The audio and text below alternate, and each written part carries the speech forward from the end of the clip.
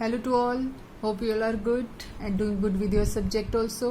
So बेटा आपको यहाँ नज़र आ रहा होगा ये क्वेश्चन नंबर 14। ये 14 हमने क्यों लिखा हुआ है, क्योंकि हम ऑलरेडी एक वीडियो डिस्कस कर चुके हैं जिसमें हमने 4.2 एक्सरसाइज के डिस्कस किए थे स्टार्टिंग के क्वेश्चंस, और कुछ क्वेश्चंस मैंने आपको प्रैक्टिस के लिए दिए थे।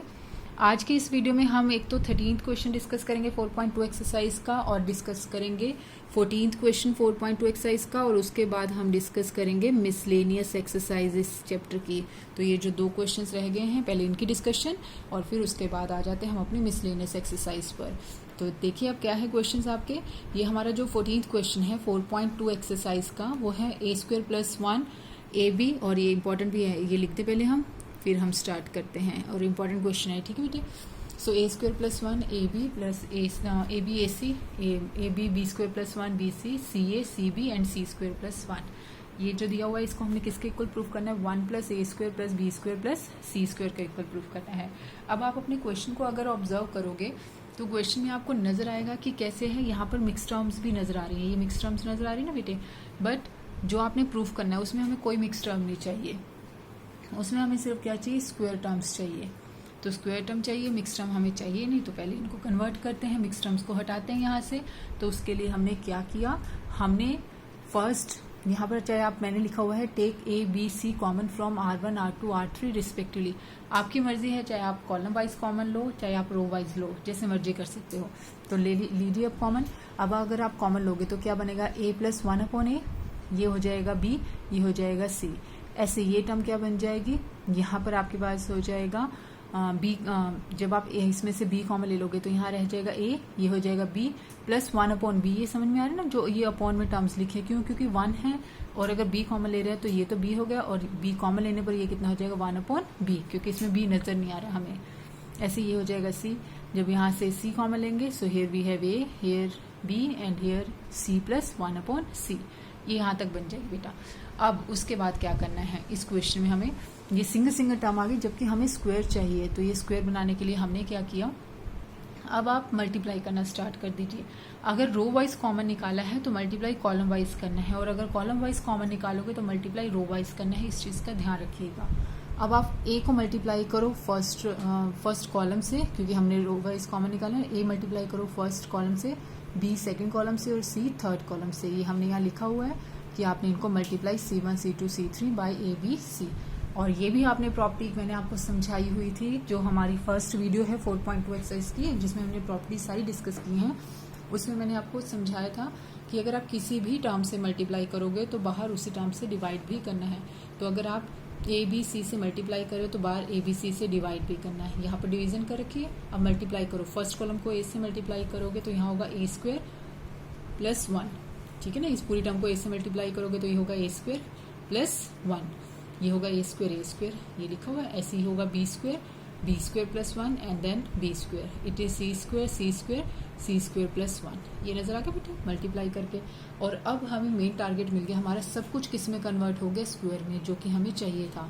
बस उसके बाद तो काम इजी है। अब आपको नजर भी आ रहा है हमें चाहिए क्या था, 1 + a² + b², ये हमें चाहिए था 1 + a² + b² + c²। ये लिखा हुआ देखो यहाँ पर, ये टर्म चाहिए ना हमें, 1 + a² + b² + c²। तो बस इसी को माइंड में रखना है। अब इसके लिए आपने क्या किया, यहाँ पर कैसे नजर आ रहा है कि वो हमें मिल सकती है टर्म। ऐसे ऐड कर दो, देखो अगर आप ऐसे ऐड करते जाओगे, ऐसे ऐड करके लिख रहे हो ना, तो हम क्या कर रहे हैं, इस 1 + a² b² c² में ये सब ऐड करके यहाँ लिख रहे हैं। तो अब ये सेम ही रो में है ना, तो इसका मतलब ऑपरेशन कैसे लिखना होगा, कॉलम वाइज। तो हमने ये लिख दिया c1 ऑपरेटेड है c1 + c2 + c3। जब आप इसको ऐसे लिख लोगे तो ये जब ये तीनों ऐड होंगे तो यहाँ होगा 1 + a² + b² + c², ये भी हो जाएगा 1 + a² + b² + c², ये भी कितना हो जाएगा 1 + a² + b² + c²। तीनों एंट्रीज आ गई और तीनों सेम भी एंट्री नजर आ रही है। और जब सेम होता है तो क्या करना होता है, कॉमन लेना है। बाहर ले लिया कॉमन, 1 1 1 मिल गया। और जब 1 1 मिल जाता है तो आपने क्या करना होता है, हमेशा उसको जीरोस बनाना है। जीरो बनाने के लिए सपोज हम इसको जीरो बनाते हैं और इस टर्म को जीरो बनाते हैं, ये अब इस 1 को यूज करके बनाना है ना, तो इसका मतलब अब ये सब एक ही कॉलम में है तो रो वाइज लगाना है ऑपरेशन। तो अब ये कौन सी रो है, ये है सेकेंड रो। तो ऑपरेशन क्या बन जाएगा, r2 operated as r2 - r1, ये हमारा ऑपरेशन हो जाएगा। ये बन जाएगा ना बेटे operation, r2 operated as R2 minus R1 इसको जीरो बनाने के लिए, और इसको जीरो बनाने के लिए ऑपरेशन क्या हो जाएगा, R3 operated as R3 minus R1। तो करो देखो, अगर आप R2 माइनस R1 करोगे इस सेकंड रो में से फर्स्ट रो को करोगे तो यहाँ 0, b² प्लस 1 में से इस b² को सब्ट्रैक्ट कर लोगे तो कितना हो जाएगा, यहाँ पर 1 बचेगा। ऐसे ही c² में से c² को माइनस करोगे तो यहाँ 0।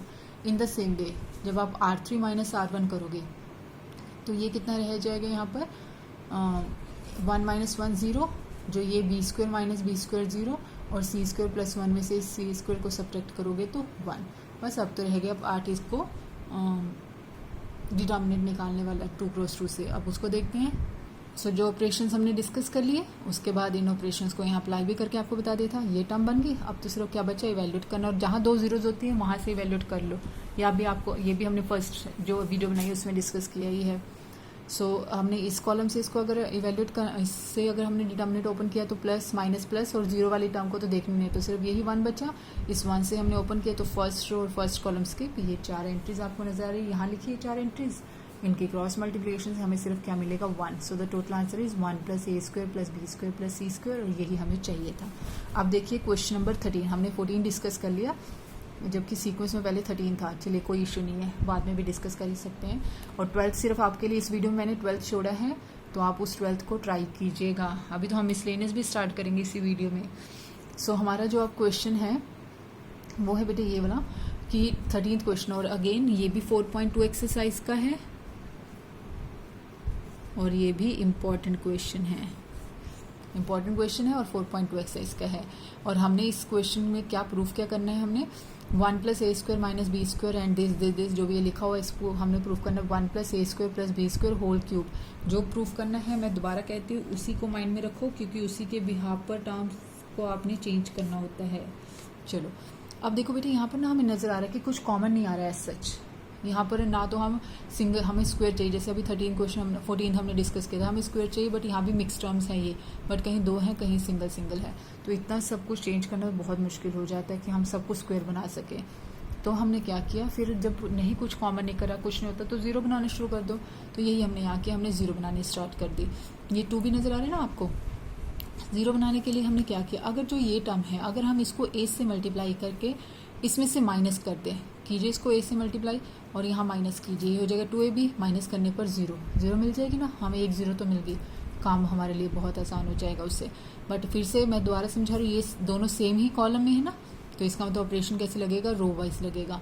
अब इसको 0 बनाना है तो हम इसको ऑपरेट करें, तो कौन ऑपरेट हो रहा है, R2, और कैसे ऑपरेट हो रहा है, R2 में से हम माइनस कर रहे हैं R3 को, ये थर्ड रो है ना, R3 को माइनस, ये देखो ये थर्ड रो, R3 को माइनस किया जा रहा है और इसको पहले किससे मल्टीप्लाई किया, A से, तो ऑपरेशन हो जाएगा R2 operated as R2 minus A of R3।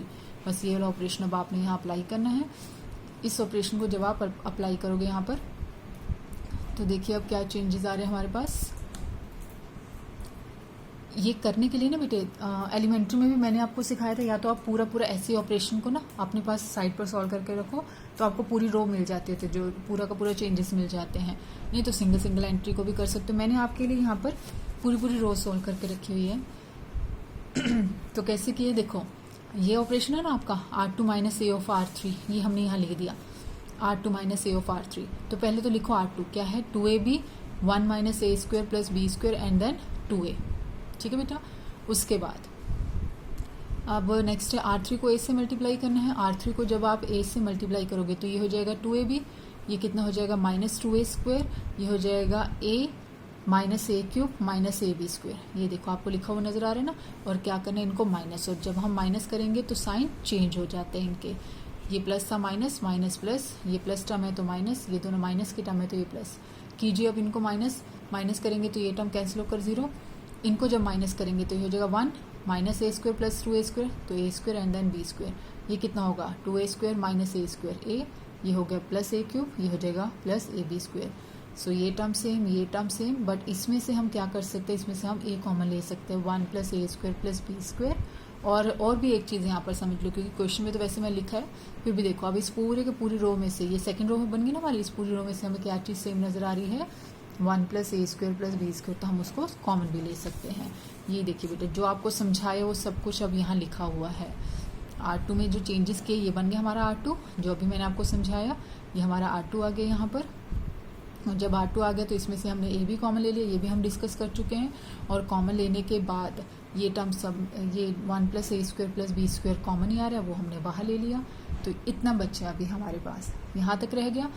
अब और क्या कर सकते हैं हम, और हम ये कर सकते हैं कि हम इसको भी 0 बना सकते हैं। कैसे 0 बना सकते हैं? अगर हम इसको b से मल्टीप्लाई करें, b से मल्टीप्लाई करके इसमें क्या करना पड़ेगा, add.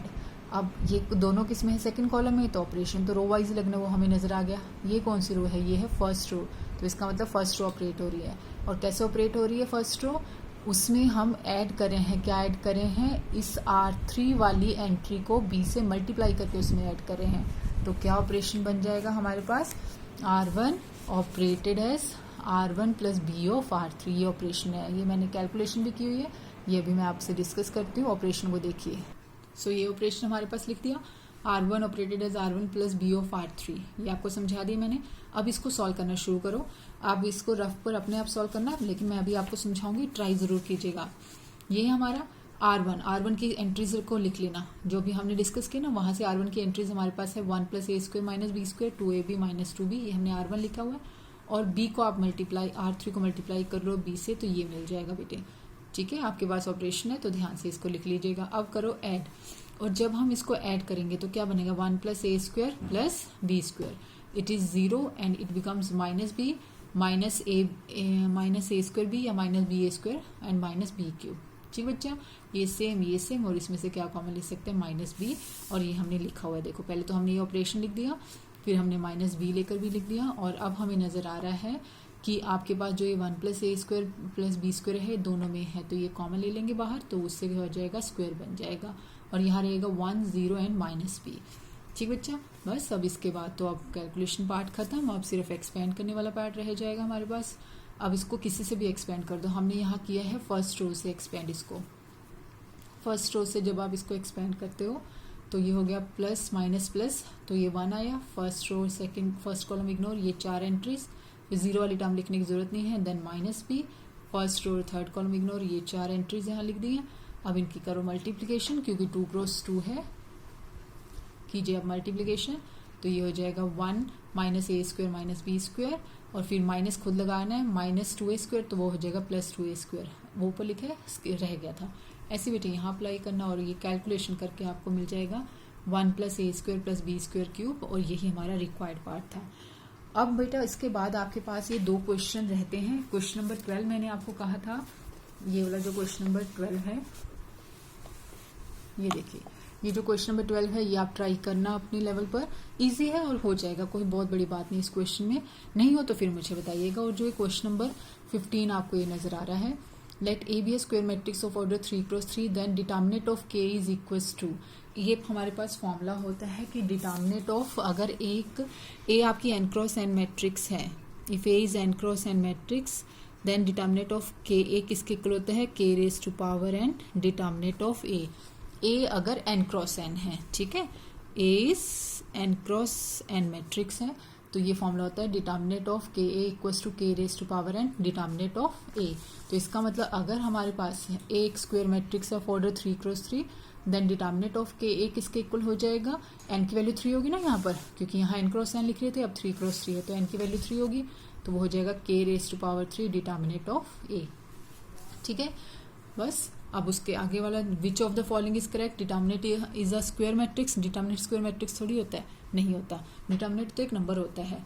Determinant is a number associated to a matrix, okay, फिर आगे लिखे determinant is a number associated to a square matrix, yes, ये होगा determinant of a number, determinant is a number associated to a square matrix. हमेशा determinant किसका निकलता है, सिर्फ स्क्वायर मैट्रिक्स का, रेक्टेंगुलर मैट्रिक्स का आप डिटर्मिनेंट नहीं निकाल सकते। तो इट मीन्स ये 16th की सी ऑप्शन ठीक है। सो अब हमने यहाँ पर डिस्कस कर ली 4.2। मैंने वीडियो की स्टार्टिंग बोला था कि हम यहीं पर ही मिसलेनियस डिस्कस करते हैं, अब हम मिसलेनियस नेक्स्ट वीडियो में ही डिस्कस करते हैं। बेटा आप 4.2 की फर्स्ट वीडियो देखिए और ये सेकंड वीडियो देखना, आपकी 4.2 कंप्लीट हो जाएगी। मिसलेनियस हम अब नई वीडियो से स्टार्ट करते हैं, उसमें हम डिस्कस करते हैं। ट्राई कीजिए, कहीं डाउट हो तो फिर आप मेरे से डिस्कस